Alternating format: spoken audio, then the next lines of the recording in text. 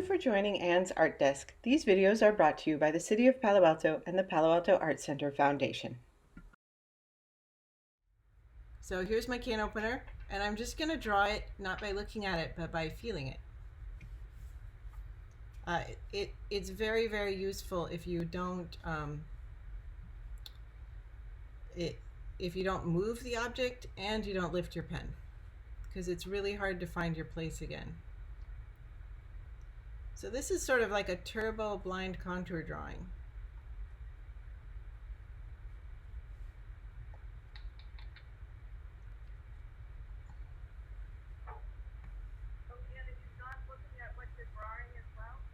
No, I'm not, but the way you should be doing it is putting your hand under the cloth so you can look at your drawing, like this.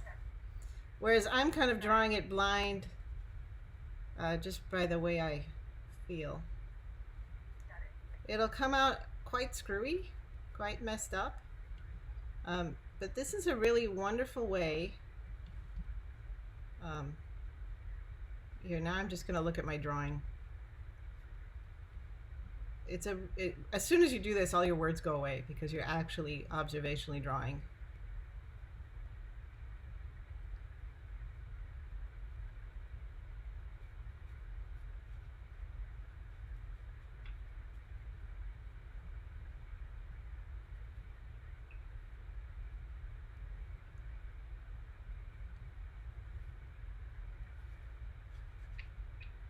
And you want all the little ridges and textures.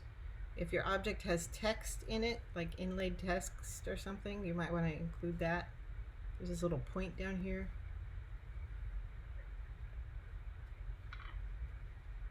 It's really, really, really good for you, because what it reminds you of is if you feel like you've lost your mojo and you're not drawing vis-a-vis observation anymore, this is the exercise you ought to do, because it will remind you of how to observe.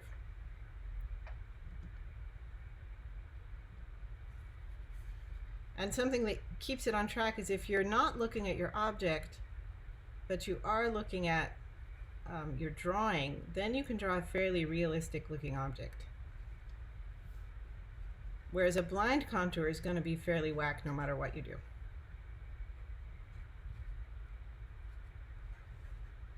So you can kind of see how the blind contour got out of step, but if I'm looking at my drawing, sort of a raised rim here. We have found in class that if you rotate the object under the cloth, you won't be able to draw it properly, and it comes out kind of flattened. Essentially, you draw each surface. That's actually not bad. It doesn't take long, but it's funny what you miss. Like I missed this little dot here. I didn't feel that dot. I got this curve all wrong. So something that I missed this ridge right here. Something that you can do is then draw the object looking at it.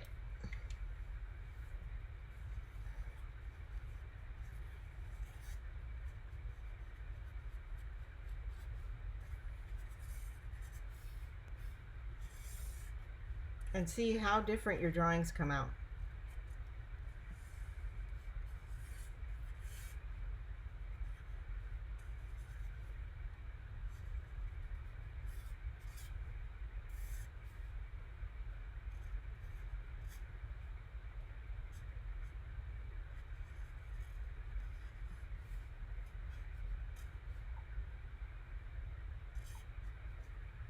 There's this text here I couldn't really feel. And then there's the other cogwheel here.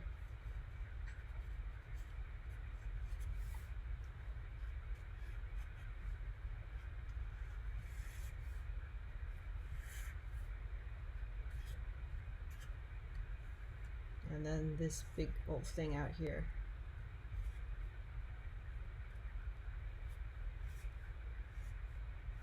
There we go. So now I have one looking at it and feel it, draw by feel.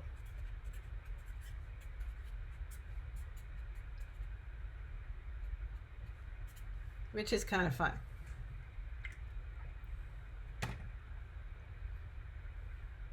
everybody's drawing. It's really neat.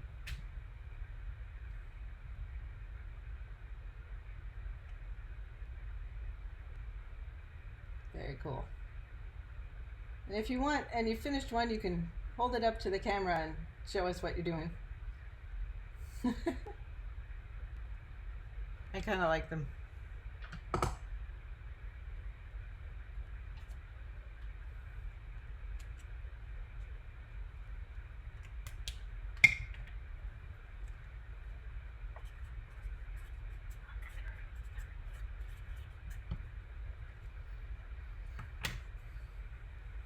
That's kind of neat.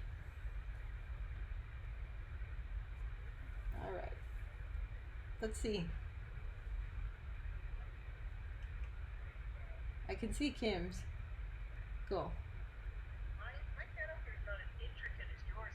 Oh, okay. I have a very intricate can opener. Then you can amuse yourself by turning it over and drawing the other side.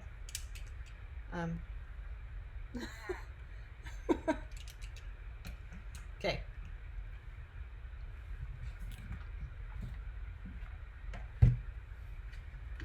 I'm going to put my gallery view up here.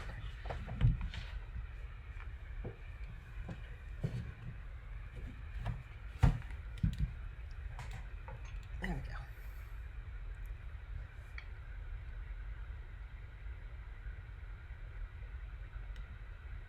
Awesome.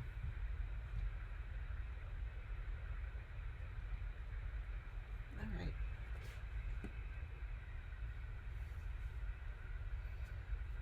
Very cool. One of my favorite drawing exercises. And if you're ever feeling stuck or just sitting in a waiting room or wanting to do something that will free up your mind, this is a really wonderful anti-artist block exercise. It's really, really lovely to do, and it sort of immediately takes you into the observational drawing state that is best for drawing in. So I just wanted to offer it to you as a fun project. I got it out of this wonderful book called Hooked on Drawing, which is actually a book about teaching drawing to children. So last week I showed you guys this little resist drawing. So this morning I watercolored over it, and now I was just going to show you how watercolor resist works, because when we do the next class in this series, the July dive into watercolor, I think we might play with this stuff a little bit because I really like it. It's something that one of my favorite watercolor artists on Instagram uses. Cindy Lane uses it to do these really wonderful marine creature watercolors.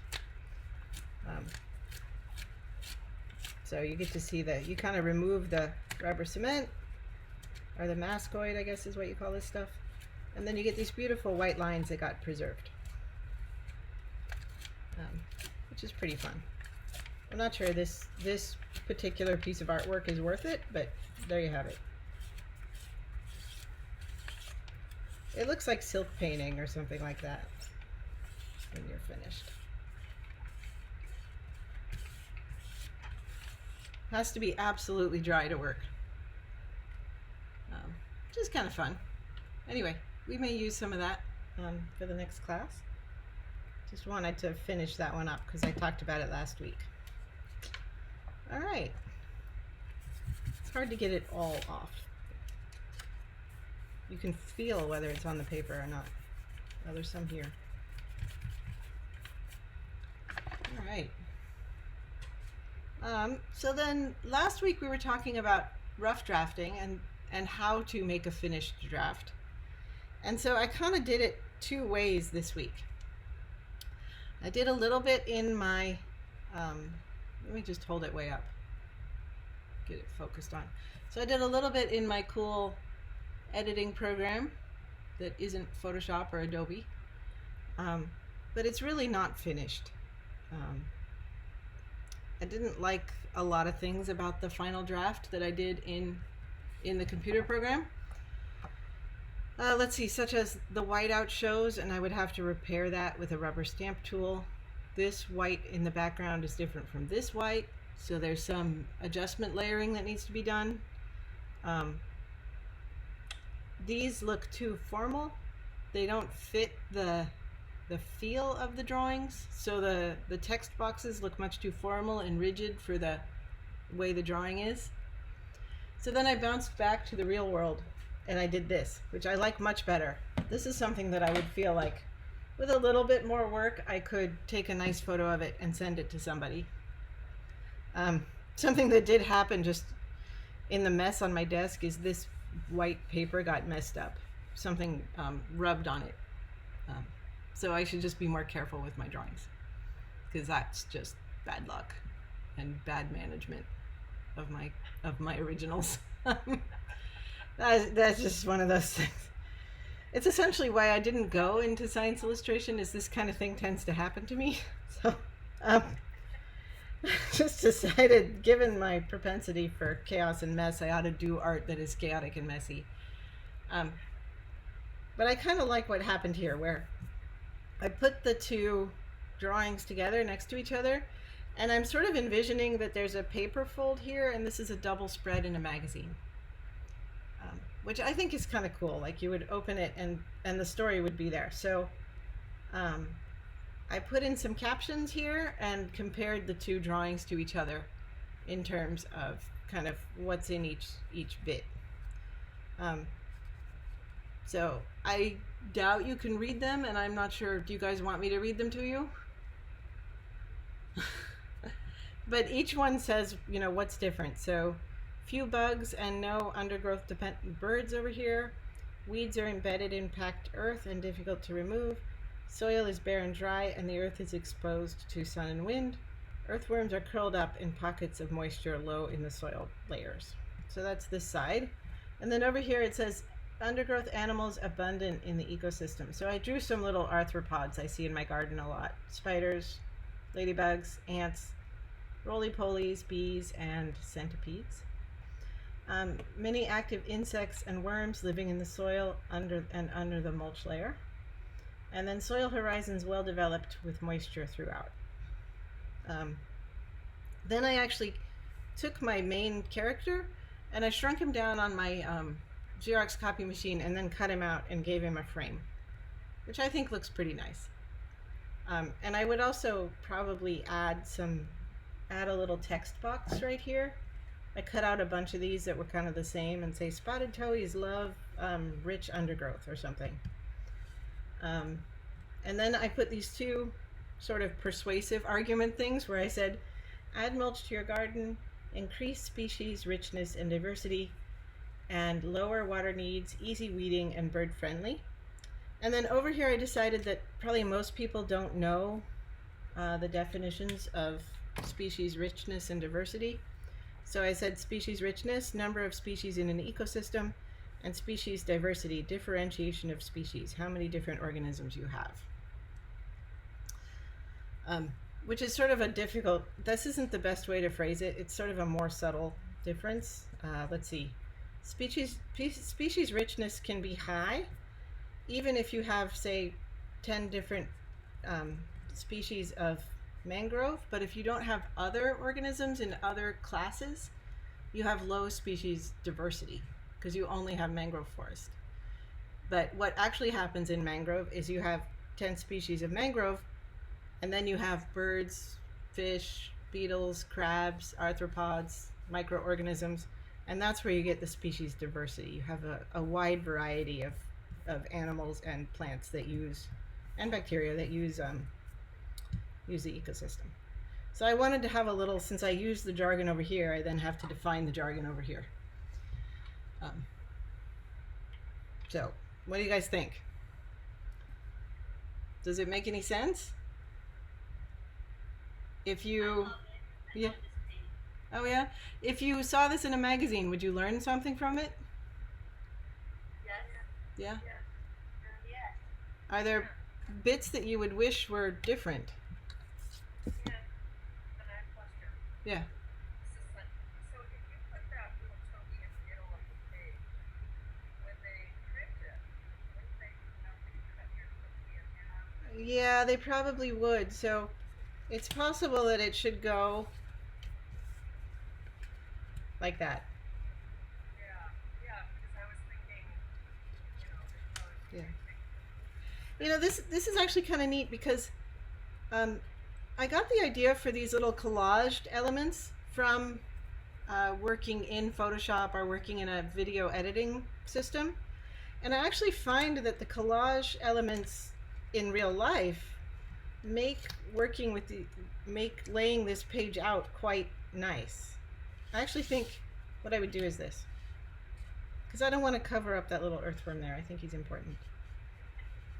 So I'd probably do something like this, and then put another bit about, just put another text box right here, so that the page is balanced. You know what I like the collage idea too, because you're not just set in stone like the one thing that you draw is set in stone. This way you Yeah. can move it around. Well, and also like, I don't know if you guys looked at this, but I this is terrible. But rather than having to redo my whole artwork, I just redo this card and fix it and put it back down. And then I can scan the whole thing. And I actually think that the fact that the picture has three dimensionality, it has these layers in it, is actually going to print up really well and look cool in the magazine. It's possible that the editor of the magazine would write me back and say, I love your concept, now make it without all the little pieces of paper because that's too busy. And I would. I would just very carefully lay it out with pencil and then develop it with watercolor, and it would all be one piece. Which is entirely possible. But this is sort of a nice, I mean, it could be a final draft or it could be rapid iteration design thinking. It can go either way. But I really love the method. I find the method to be, I mean, it's something I just made up for you guys, but, and I kind of pulled it from my experience teaching collage. I'm looking for a pen I can't find. But I really love it. I think it's very easy to do and very easy to work with, and really fun. Yeah, please.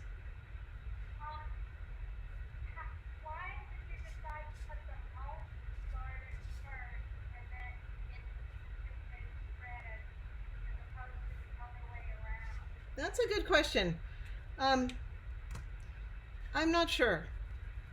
Do you think it would make sense if it were like this? Yeah, but then I would want these things to be out there. Yeah, but Yeah. also I sort of feel like now the bird isn't, Yeah. pointing out of the page. Yeah. Yeah, he's staying in the page. Also pointing into the Yeah. instead of coming through. Well, something that's lovely about, then I would actually do something like this, I think. Not that it's unbalanced, but too is from the right.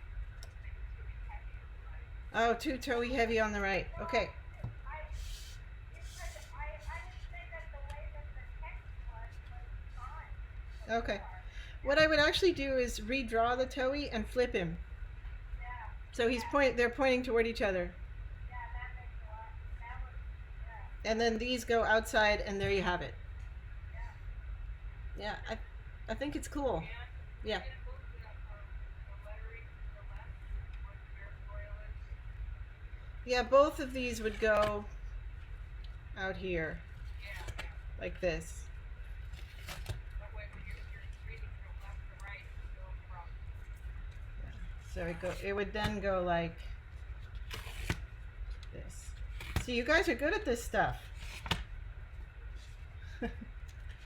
Then there's all the yucky tape, but that can be removed. And then it goes like this. I wonder if you could still keep that bird like this.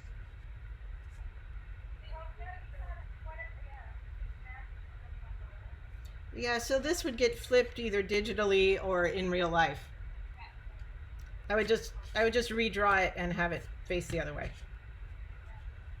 But I think that looks pretty nice. And then you maintain that. Well, the blank one you might not need if you do it like this. Yeah. Something you could do is write a little one right here that says, something like 2020 Santa Clara County, and just say a little bit about what you're doing here.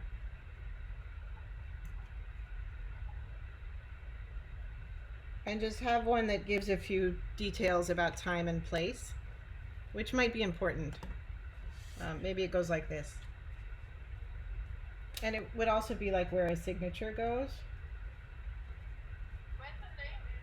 No, I don't see the name of the Toei anywhere. Yeah, so this one may actually need something like um, spotted toei.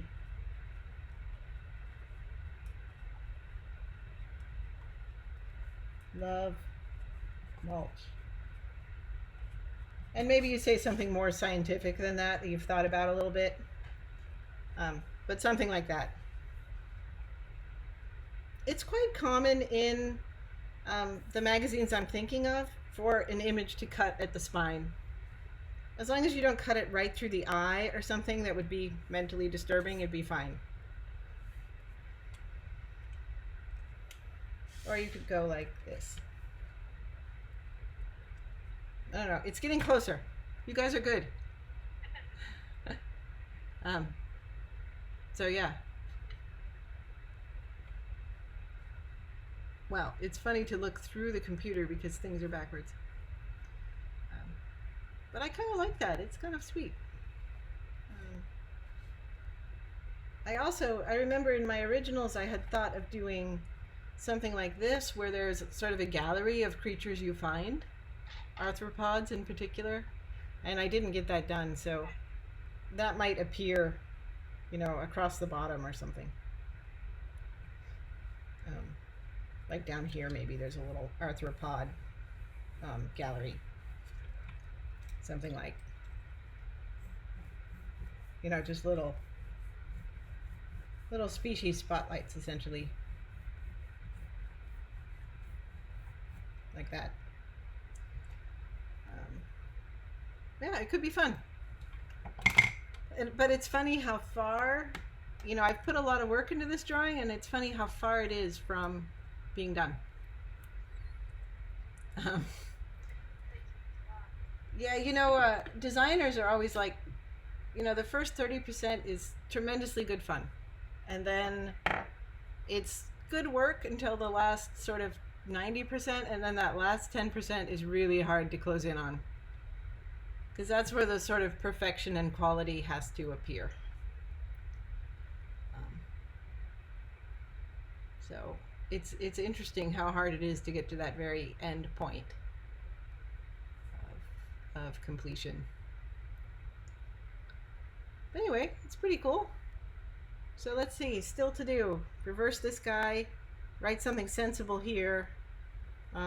Standardize the fonts, because you'll notice that here I use one E and here I use a different E.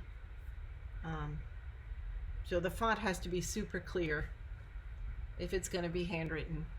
But I gotta say that I really didn't like the sort of rigidity of what I came up with in my computer program.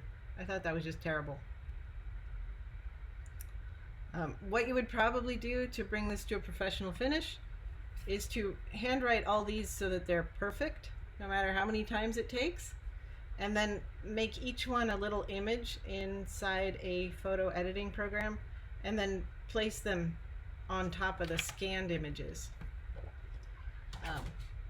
that you have also tidied up, so that like the little mistakes and whoopsies are edited out in the photo editing stage. So that's kind of how far it has to go, is what I would do with it next. But it's neat. It's super fun. I don't know how many of you looked at my Google Classroom, but last night I posted a whole bunch of sort of Instagram cartoons. And they're often very editorial, as in they have not just a story to tell, but an idea to persuade you of. And I think that's a really strong idea. I really like following all those, where they actually tell you something that you might want to know, like how to tell the difference between a crow and a raven. Where there's actually a little teaching moment in them. Sometimes they're quite ironic, which is fun, or funny, or goofy. I kind of like that stuff. So let me see. what else I was going to talk about today. I wondered if one thing you wanted to do today is look at your work and talk about it as a group. Do you guys want to do that? Sure. Yeah, I think it would be neat. Please log into my Google Classroom. The login code is SP26DRM, Sierra Papa number 2 number 6 Delta Radio Mike. Thank you for joining Anne's Art Desk. These videos are brought to you by the City of Palo Alto and the Palo Alto Art Center Foundation.